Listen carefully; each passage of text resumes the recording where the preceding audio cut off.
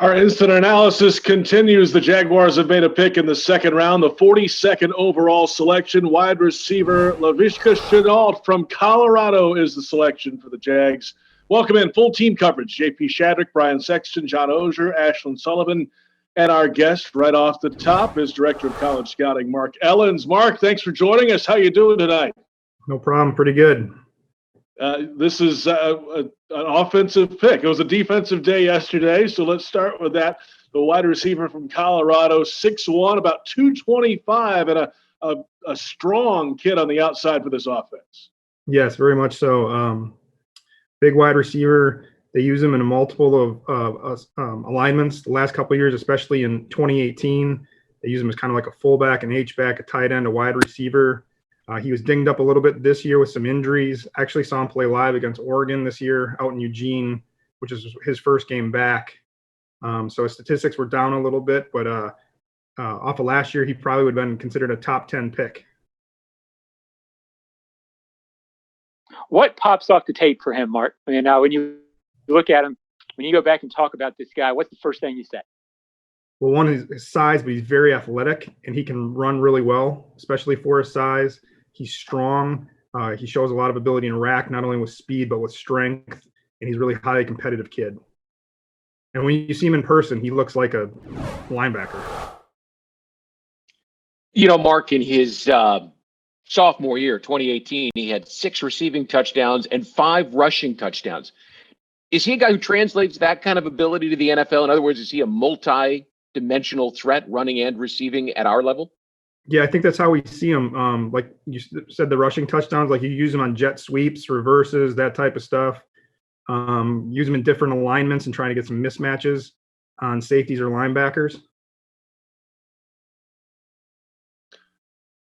And we've lost Ashlyn's audio. We'll get back to her in just a moment. Mark, let's touch on the previous 2 picks while we got you here. Why not? Yesterday's pick, C.J. Henderson from Florida, and the defensive end and linebacker from LSU, Chason.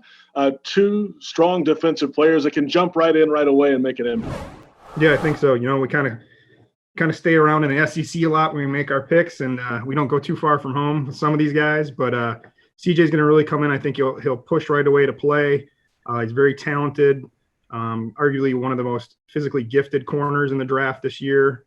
And then you got Caleb, who's a guy that can do a lot of different things for us, play some sandbacker, play some rush. He can come from a 2-point, a 3-point, very high motor player. We're happy to have both of them.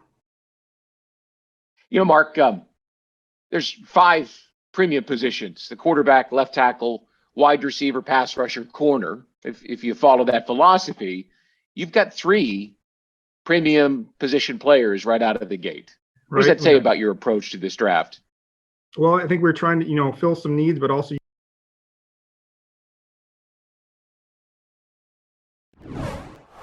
pick. So let's see if we can load up with some more guys. Ashlyn, what you got for us? We're still having some trouble with Ashlyn's audio. John, what you got for Mark? Mark, the fact that he can do all these things, meaning the wide receiver, the fact that he can do the things you're talking about, jet sweep, be so versatile, is that something you would have looked for 5 years ago, or is that a case of the league going that direction these days? I think it's just something that Coach Gruden, with our discussions with the coaching staff, we're talking about, and he kind of fit the mold of some of the things that they want to do offensively. Mark, good stuff. This should be a busy evening ahead, busy couple of days ahead. I know it's been a long time coming, though. You guys have been working on this for a long. I mean, the build-up for days like this goes not just a few months ahead. This is years of work that builds up to the selections yesterday, today, and tomorrow, right? Yeah, definitely. And that's kind of some of the stuff like with Laviska, like I was saying, he had some injuries this year, but we had really high grades on him based off of last year's stuff. He's healthy now, so hopefully we can get what he did in 18 he can do for us. Hey, Mark, you're a longtime scout. You've done this many, many years. How has this whole virtual process over the last few weeks, and in particular, the last 2 days, how's it gone for you? How different is it for you, and how are you adjusting? It's actually been pretty good. I was a little bit skeptical at first because I actually like to be in the building, and it's different from doing this. But using these different media platforms that we're using, we've actually had had really good conversations with the personnel staff, the coaching staff. Everybody can see each other, hear each other.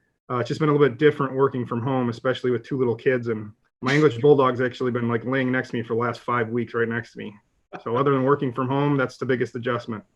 But I have I got two iPads, 2 televisions, a monitor, a Surface, 2 laptops. I got everything here. I'm ready to get out of the house. Yeah, we all are. Anybody serving you sushi like they do at the stadium on draft day? No, I was hoping to get the filet mignon, but my entire family's gone now, so it's just me and the dog. That's how it works. That's how it works. Mark, great stuff. We really appreciate your time coming on, and good luck to you the rest of the weekend here. All right, thanks, guys. We'll talk to you later. Mark Ellis, Director of College Scouting for the Jacksonville Jaguars, joining us. Our presentation presented by Pepsi and Papa John's. This is instant analysis of the Jaguars' pick of the Colorado wide receiver Laviska Shenault.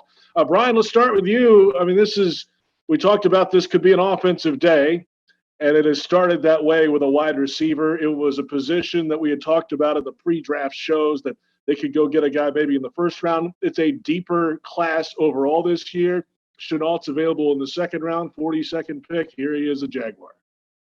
Well, and I watch a lot of West Coast college football late on Saturday nights when we're on the road. And I'll tell you, I saw him 2 years ago and thought, wow, this guy's name is going to be near the very top of draft lists when he comes out. He was only a sophomore.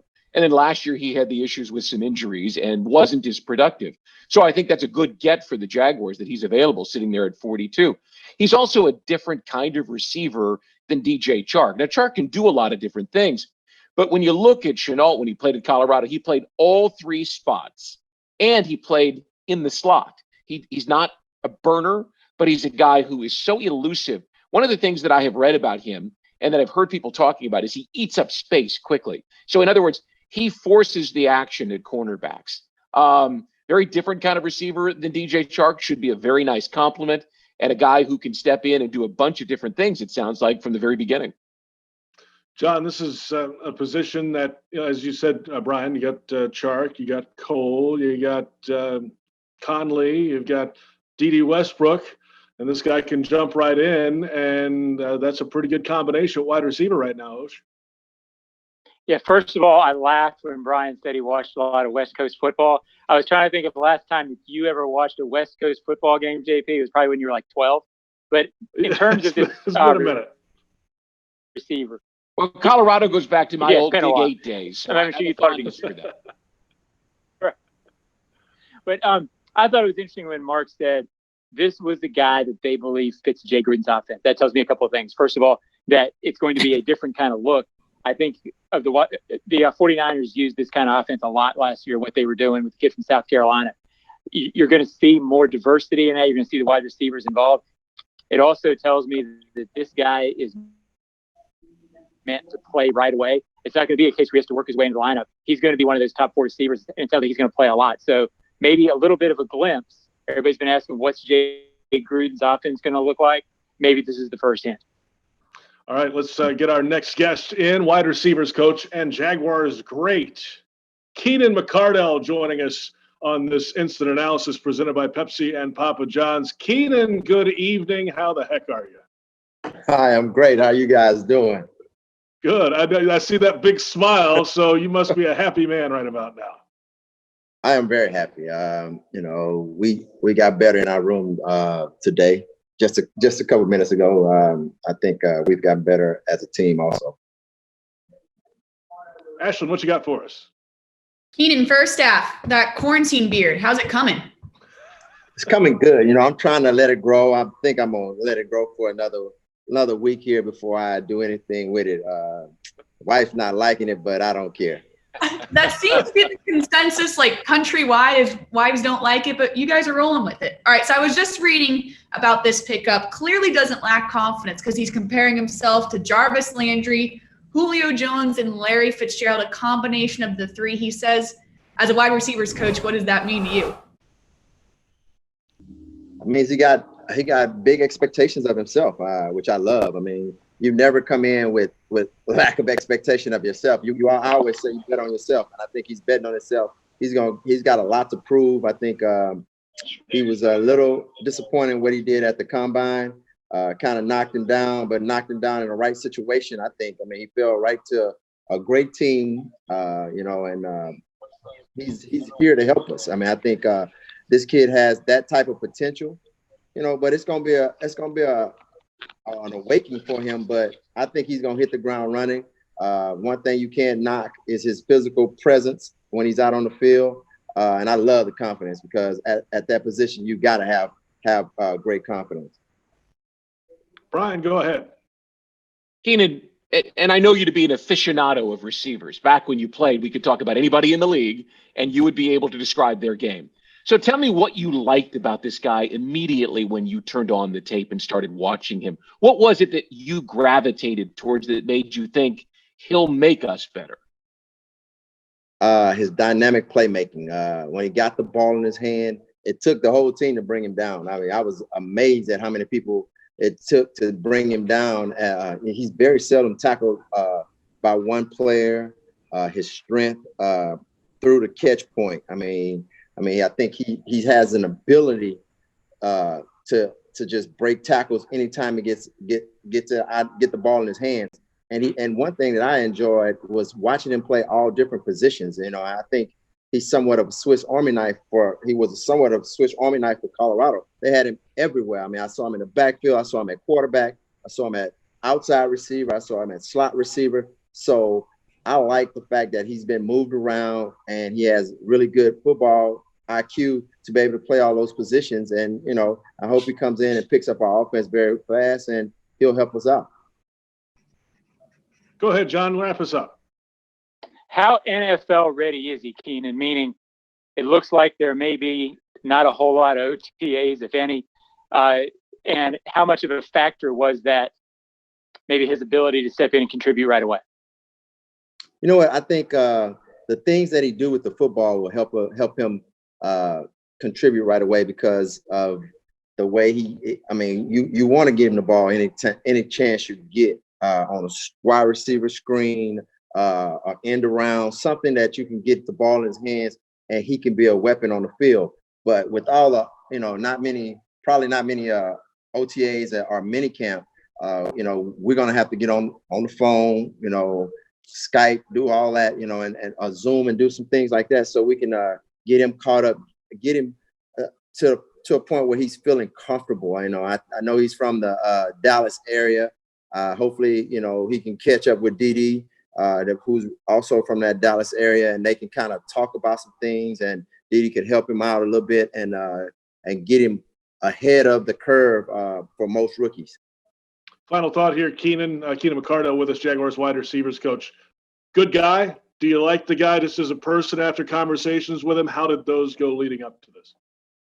I like the guy. I mean, he's very confident. You could tell he's a little bit matter of fact that I know that I can play this game, which you got to have that little edge to you. Great person though. I mean, but after all the times, all the things that he went through at the combine, people poking, probing, and trying to do that, you kind of get him away from all that. And he's a very good person. And our old coach used to tell me, you got to have good people to have a good team. I mean, and he's a good person. Keenan, great stuff. Thanks for taking the time out. Congratulations, and we'll talk to you again a little later. All right, go Jack Duval. Keenan McCardell, Thanks, Jaguars Keenan. wide receivers coach, joining us after the pick of Laviska Shenault from Colorado. Great addition for this Jaguars football team. That will do it for this edition of the Instant Analysis presented by Pepsi and Papa John's. We'll be back with you after the Jaguars make their next selection. For Brian Sexton, Ashlyn, Sullivan, John Oehser, and our entire crew, I'm JP Shadrick. The Jaguars have a pick, a wide receiver, Laviska Shenault from Colorado, coming to Duval.